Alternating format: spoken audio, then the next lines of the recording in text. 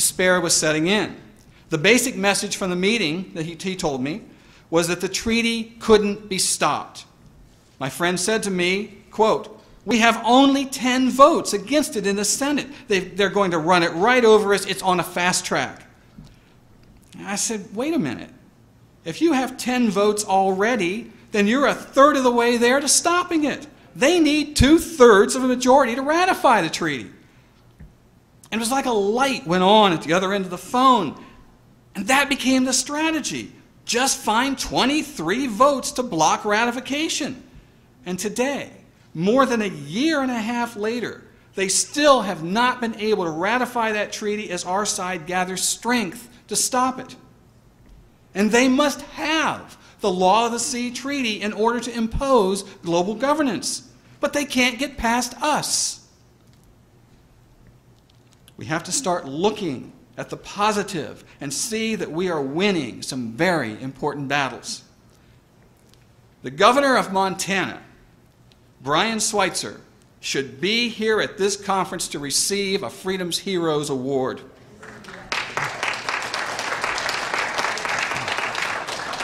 This one man stood up to the Homeland Security Department's juggernaut that is determined to enslave us all with a national ID card, and he has scored a huge victory. Governor Schweitzer wrote a letter to Homeland Security Secretary Michael Chertoff to inform him that the state of Montana has no intention of complying with the Real ID Act or to share his state's residents' data with the federal government as it requires.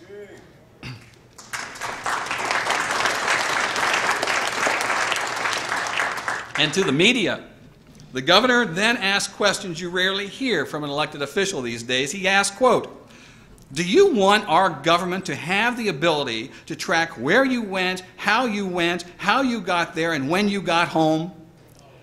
And then he went on to say, "It would be naive for someone to think this information will not be abused in the future. Virtually every decade, these kinds of files have been used to violate people's privacy," end quote. Schweitzer then issued a challenge to other governors to do the same thing, and many have joined him. Secretary Chertoff countered by stating states which are resisting Real ID need to grow up. He then threatened that any state not complying would find their citizens barred from boarding airplanes and essentially shut out a society unable to get access to government services.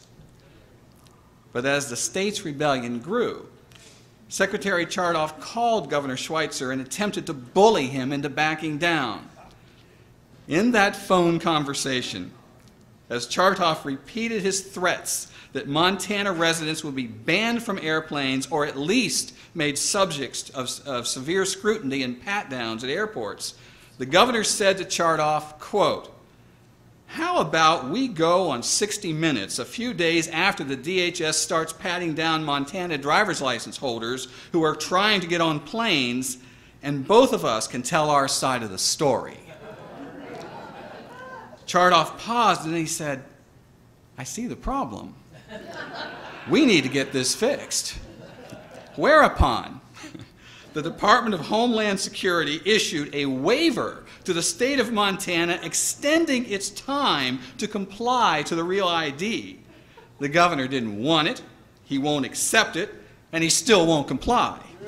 Instead, he said, quote, "I stared down DHS and they blinked."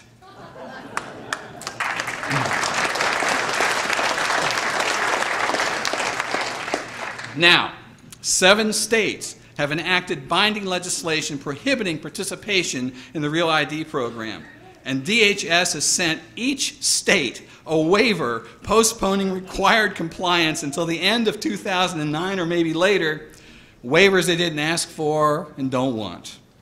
11 more states have received waivers after informing DHS they are still weighing their options but refuse to commit to implementing Real ID. Several more states are now working on legislation to prohibit compliance. The fact is The May 11th deadline came and went with literally no state in compliance, and no pat-downs or refusals to board airplanes has been enforced. It is a rebellion in the states, unprecedented since the Civil War, and the government doesn't know what to do. It's certainly not the end of the battle, but a huge victory for freedom nonetheless. And they need the Real ID Act to enforce global governance. And how about the issue of global warming? Well, we've had a lot of fun with that this weekend. Yep, it's everywhere. In every magazine you read, on every newscast, in every classroom, and of course in every government policy. Going green is the mantra of the day. And by the way, every time you hear the term going green, in your mind translate it sustainable development. The full court press is on to force the panic of global warming down our throats. The other side has even suggested that global warming skeptics, scientists who question the idea, should be tried in Nuremberg-style trials. Global warming is globally acceptable truth. It is the religion of our day, and it's blasphemy to even question if the science is true. Skeptics should be hung in the public square. But there are some interesting developments, as you learned a lot of them yesterday. In October of 2007, a British High Court ruled that Al Gore's film, An Inconvenient Truth, could not be shown in public schools without an explicit disclaimer warning students of the partisan, political, and misleading nature of the film. Also in October 2007, a New York Times headline, believe it or not, said, quote, "More left-wing activists leave warming cause, call it politics of fear." In December 2007, new Democrat chairman of the Senate Environment Committee, Barbara Boxer, announced, quote, "Any kind of weakness of environmental laws or secrecy or changes in the dead of night, it's over. We're going to make this committee an environment committee, not an anti-environment committee. This is a sea change that is coming to this committee," end quote. Now, Barbara was upset that former Republican Chairman Jim Inhofe held hearings on global warming to let skeptics speak, which started a real sea change by exposing the global warming fraud.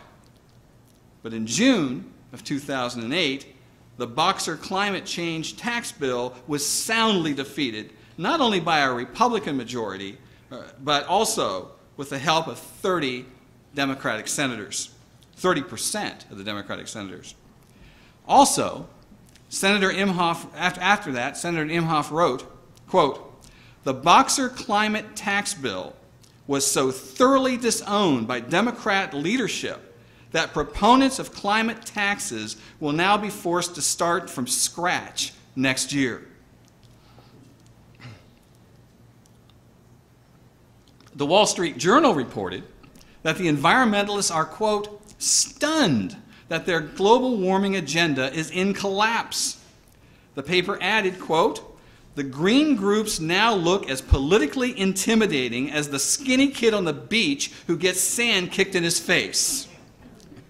And the paper quoted a political analyst who said, quote, "This issue is starting to feel like the Hillary healthcare plan." Also in June, the Lieberman-Warner Climate Security Act, which would have essentially strapped America with the draconian energy controls of the UN's Kyoto Accord, went down in defeat.